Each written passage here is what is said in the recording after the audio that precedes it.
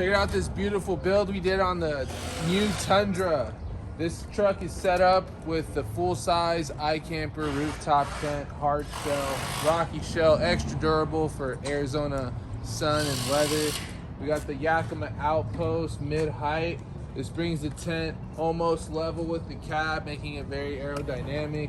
This also has the sidebars on it, so we can add other accessories like recovery boards, roto packs, axes, shovels.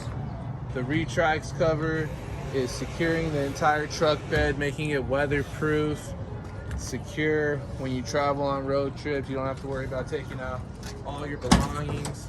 We added a protective liner to make it really easy to slide stuff in and out. This is a 3/4 inch thick polypropylene liner, polyester on top, very resistant for moisture, no mold or mildew to worry about. It's got a retractable cover, so it'll slide right over, right under the rack, making it easy if you got to carry a taller load.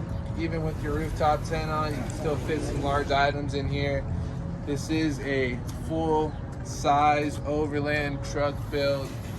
Top of the line accessories done professionally here at Truck Access Plus. We're in Phoenix, Arizona. We stock all your needs when it comes to overlanding, covers, racks, liners.